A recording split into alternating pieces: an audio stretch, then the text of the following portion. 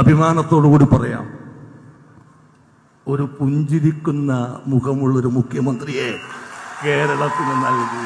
ഞാനിപ്പോ ആലോചിക്കുന്നത് ഇത് നേരെ ഓപ്പോസിറ്റ് ആയിരുന്നു കരുതുക. നേരെ ഓപ്പോസിറ്റ്. 102 സീറ്റില്ല. കഴിഞ്ഞ വർഷത്തെ പോലെ സീറ്റുകൾ വന്നാൽ സതീഷ് ചേട്ടന്റെ അവസ്ഥ എന്തായിരുന്നേനെ ഒന്ന് ആലോചിച്ച് നോക്കുക. അപ്പൊ അത്രയും റിസ്ക് എടുത്തിട്ട് എന്റെ ഭാവി പോലും കണക്കാക്കാതെ അദ്ദേഹം എടുത്ത വെല്ലുവിളികൾ അതിന് അഭിനന്ദിക്കാതെ വയ്യ. മനോരമയിൽ പത്രത്തിൽ തന്നെ വിളിച്ചിട്ട് പറഞ്ഞു, ഇങ്ങനെ വി.ഡി. സതീശനാണ് മുഖ്യമന്ത്രി സ്ഥാനത്തേക്ക് വരുന്നതെന്ന് കേൾക്കുന്നുണ്ട്. അപ്പോൾ നിങ്ങൾ പരിചയമുള്ളതിൻ്റെ പേരിൽ ഒരു ഓർമ്മ ഒന്ന് എഴുതണമെന്ന് പറഞ്ഞു. അപ്പോൾ മറ്റന്നാളാണ് വന്നെങ്കിൽ ഇന്നാണ് അവർ വിളിക്കണത്. അപ്പോൾ ഞാൻ പറയും ഹോസ്പിറ്റലിൽ ചെക്കപ്പിന് പോകണം, ഞാൻ ഇന്ന് തന്നെ എഴുതി തരാമെന്ന് പറഞ്ഞു. അന്ന് പ്രഖ്യാപിച്ചിട്ടില്ല. അപ്പോൾ പറഞ്ഞു ഇന്ന് വേണ്ട, നാളെ മതി.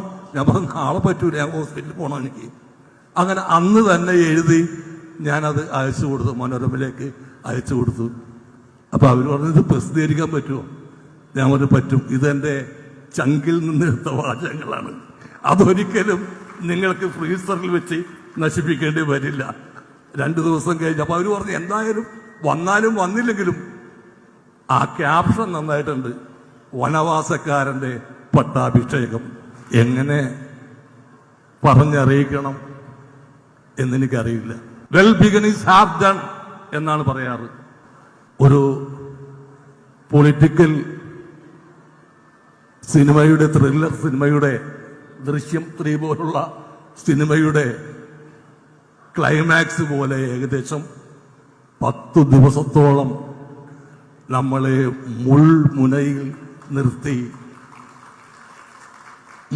നിർത്തിയിട്ടാണ് ആ സന്തോഷിപ്പിക്കുന്ന വിവരം നമ്മളുടെ ചെവികളിലെത്തിയത്. നല്ല തുടക്കമായിരുന്നു, അതിമനോഹരമായിട്ട് ഇനിയുള്ള വർഷങ്ങൾ പോകട്ടെ എന്ന് ആശംസിച്ചുകൊണ്ട് ഈ പുഞ്ചിരി, അദ്ദേഹത്തിൻ്റെ മുഖത്തുള്ള ഈ പുഞ്ചിരി, പാൽപുഞ്ചിരി എന്ന് പറയാം, അത് മായാതെ തുടർച്ചയായി സൂക്ഷിച്ച് മുന്നോട്ട് പോകാൻ എല്ലാവിധ ആശംസകളും നേർന്നുകൊണ്ട് വാക്കുകൾ ഉപസംഹരിക്കുന്നു.